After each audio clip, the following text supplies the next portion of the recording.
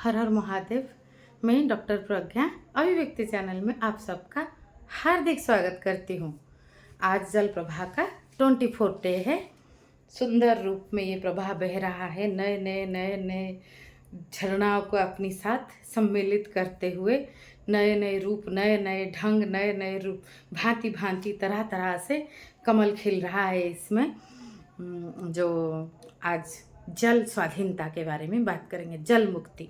तो जीवन ऐसा हो, जल जैसा हो, मुक्त मुक्त, लेकिन वो मुक्ति जल जैसा हो। जल सभी को छूता तो है, सभी को स्पर्श तो करता है, लेकिन मुक्त रहता है। जल को आप बांध नहीं सकते कहीं पे, वो कहीं ना कहीं से निकल जाएगा। जैसे डैम भी अगर भरा हुआ रहता है, स्थूल रूप में देखो, जब बारिश आता है तो भी वो ऊपर उठ के उसको ओवरफ्लो करके चला जाता है। तो जल जब पृथ्वी पे पिघलता है तब भी जल बनता है प्रेम के स्वरूप में। जब आकाश पिघलता है तब भी जल की बारिश होता है करुणा के स्वरूप में। तो जल है, जल हर रूप में है। तो जीवन रिश्ता जो है उसमें जल भाव रहेगा तो कोई भी रिश्ता आपको बांध नहीं पाएगा, कोई भी रिश्ता आपसे छूटेगा भी नहीं और आपको बांध भी नहीं पाएगा। जैसे निष्काम कर्म बोलते हैं ना, वैसे निष्काम रिश्ता बनेगा। It is with all the emotions will be there, but with a detachment, with a आप पद्मपत्र विभाम्भसु, उसी को कहा गया है। पद्मपत्र के जल जैसा, वाटर ड्रॉप जैसा। जैसे वो जल उधर पद्मपत्र में है तो, लेकिन पद्मपत्र को छू नहीं रहा है और गिर भी नहीं रहा है, उधर है। तो संसार में हमें उसी तरह से रहना है। जल स्वाधीनता इसको मैं बोलती हूँ, पद्मपत्र विभाम्भसु। इसको संस्कृत में बहुत सुंदर वर्णन किया गया है। वाटर ड्रॉप टच नहीं करता है पद्म के पत्र को, लेकिन उसमें रहता ही है। उसी तरह संसार में रहना है, संसार की सारे चीज़ को भोग करना है, आनंद लेना है। संसार की जो मनुष्य जीवन बोलते हैं कि देवता भी ये जब जीवन लेने को तरसते हैं। यह सुख है, देवताओं को तो शायद दुख में आंसू नहीं आता, ऐसे मैंने सुना। यहाँ आंसू भी है, हंसी भी है, यहाँ गम भी है, यहाँ सुख भी है, यहाँ मिलन भी है, यहाँ विच्छेद भी है, यहाँ तड़प भी है, यहाँ तृप्ति भी है, यहाँ संतोष भी है, यहाँ शांति भी है, यहाँ खोज भी है। यहाँ जो है जीवन का हर प्रभाव है। यहाँ आशा में जीवन सुंदर है, यहाँ निराशा में भी एक मोती की तरह आशा की किरण झलक उठता है। सारे अंधार को तोड़ के सुबह का सूरज प्रकाशित हो जाता है। ये मनुष्य का जीवन है, हर ढंग में, हर रूप में।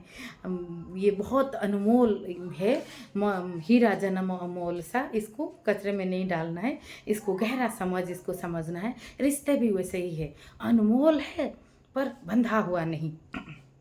बंधा हुआ रिश्ता कुआं जैसा हो जाएगा। Love is in freedom, not in जो है हमारा ऑब्सेसिवनेस, ये बहुत ज़्यादा झंझट कर देता है और रिश्तों को ये कचरा जैसा कर देता है।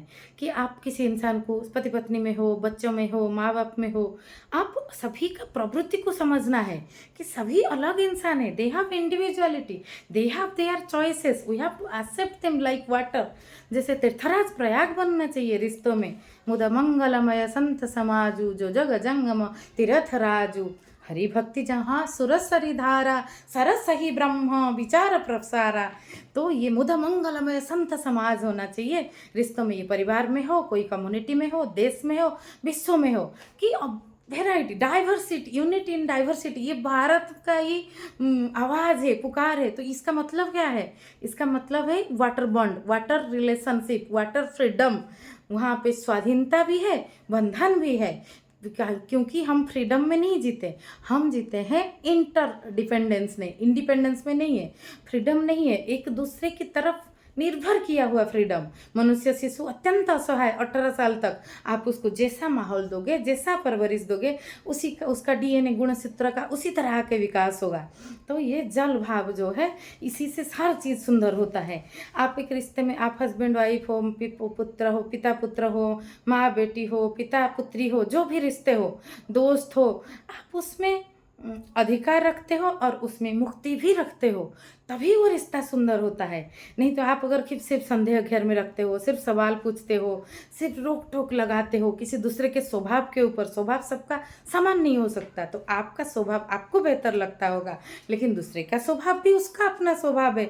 जब तक ये बहुत ज़्यादा हानिकारक किसी और के लिए ना हो जाए, सभी का व्यक्तिगत स्वभाव का स्वभाव है निधनम श्रेष्ठ स्वधर्मे परधर्म भयावह, सम्मान होना चाहिए परिवार में। तो उससे क्या होता है, हम किसी के ऊपर दबाव नहीं डालेंगे। ये पूरा संसार की सारी रिश्ता में गड़बड़ गुलाम करने की वजह से हुआ है। गुलाम होना और गुलाम करना, और ये भी एक दूसरे से जुड़ा हुआ है। आप गुलाम बनाओगे तो आप भी गुलाम बनोगे, ये नेचुरल है। इट इज़ ए क्रिया प्रतिक्रिया, कर्म फल के कर्म सिद्धांत इस पर काम करेगा। तो आप अगर किसी की स्वाधीनता को, कोई किसी को स्वाधीनता देना नहीं चाहिए, ये मनुष्य का जन्मगत अधिकार है। कोई किसी को दे रहा है ऐसा नहीं है, बहुत लोग नहीं दे रहे हैं, इसलिए जो लोग दे रहे हैं वो प्राइड ले रहे हैं कि हम तो ऐसे देते हैं, बच्चों को हो, पति पत्नी में हो। लेकिन सभी का जन्मगत अधिकार है स्वाधीनता। It is the basic human instinct. खाद्य वस्त्र वासगृह से कभी कभी ज़्यादा भारी पड़ता है मुक्ति का इंस्टिंक्ट। मुक्ति, मुक्त, फ्रीडम, फ्रीडम ऑफ स्पीच, बोलने का स्पीच, नाचने का स्पीच, घर में अपने हिसाब से अपनी कला का परिस्फुटन करने का स्पीच। कोई गाना गा रहा है, कोई लिख रहा है, कोई पढ़ रहा है, तो उसको करने दो, उसमें प्रॉब्लम कुछ नहीं है। कोई सल्ली चोड़ में ध्यान में जा रहा है, कोई दोस्तों के साथ उसको ट्रैवल करने अच्छा लगता है। तो जब तक प्रवाह है तो सभी मिलके इस तरह से मुदा मंगलमय संत समाज तीर्थराज प्रयाग रिश्ते में बनेगा।